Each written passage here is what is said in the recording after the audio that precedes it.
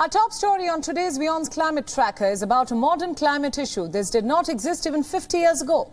Do you see the skyscrapers, the buildings and narrow roads to make way for your luxurious homes?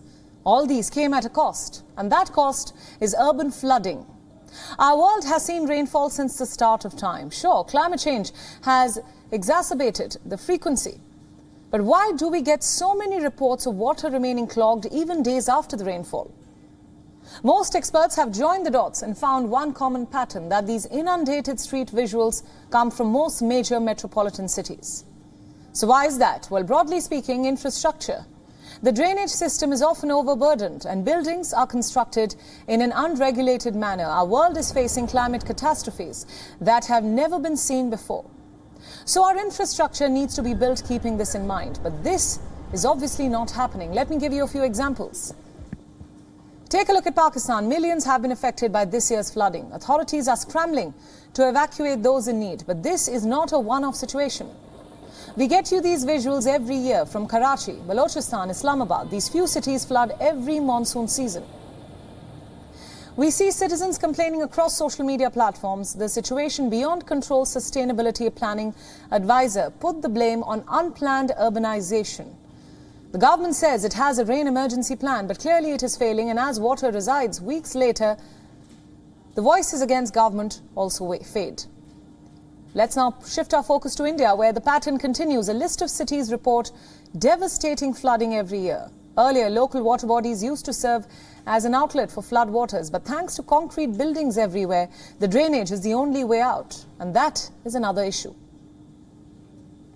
Like in the capital, New Delhi, the city's first drainage master plan was prepared back in 1976, and today, 46 years later, it is still operating on the same plan. The Delhi government says it has been trying to put in place a new plan for years now, but nothing so far.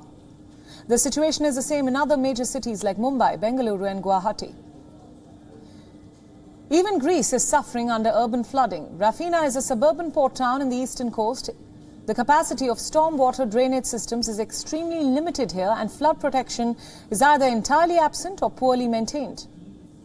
All these shortcomings quickly turn floods into man-made floods, and when this is coupled with man-made climate change, it has unthinkable effects. A majority of urban areas lack effective stormwater drainage, and add to that unplanned development, encroachment of natural drainage corridors and climate change, and it becomes the perfect storm. Or in this case, the perfect urban flood.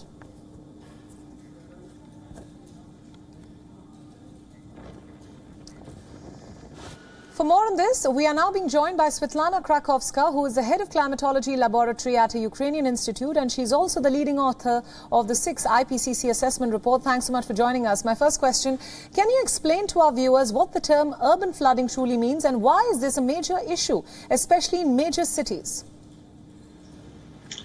Thank you for inviting me. And talking on urban flooding, of course, it's two words actually: urban, which means in city, and flooding, of course, it's flooding. So the term actually is self-explanatory, but in fact we know that this event now happens more and more frequently, and not only in India, of course, but in all other cities, and actually.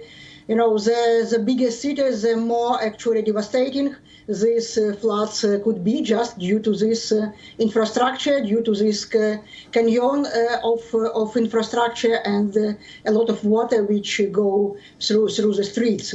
Right. Let's talk about solutions now. What can we do to avert this crisis? Well, actually, there are many ways how to make this. How to deal with this problem, in fact, and it's closely connected with climate change, as you pointed out. And for climate change, to combat climate change and to combat this urban flooding, of course, we have two ways. We speak about two ways. The first way, it's about mitigation climate change. So it's about how much we put greenhouse gases in the atmosphere and how much it warms actually the climate, and with the higher level of warming we will have much higher and accelerating water cycle with much intense raining and flooding, of course. So the first way is to eliminate this problem is to mitigate climate change and emit less. But another actually way is to adapt. And to adapt to what we already have. And there is actually the only way it's about urban planning. It's about this green and so-called actually green and blue solutions. So right. If you have much more open space, you will have absorbing this ground, which could absorb much more water, and it will not go to this canyon of buildings. So there are many actually engineering solutions, and they are on the table. So, and in every situation, it could be in different way, but it should be first the decision. Right, absolutely. Urban planning seems to be the way forward. Finally, do you think authorities are using climate change as an excuse for their inaction when it comes to urban flooding? In fact, it depends. In fact, in different places, it's a different situation, as far as I know, across the globe. So I have some examples from my own region, from Ukraine, and I know in Europe how much attention paid to this urban planning and everything to combat this flooding.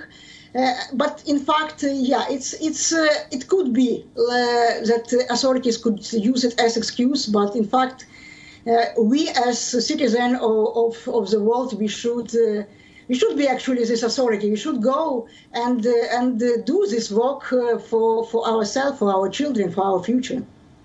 Right. Thank you so much for all those updates, and thanks for speaking to us on WION World is One. WION World is One is now available in your country. Download the app now and get all the news updates on the move.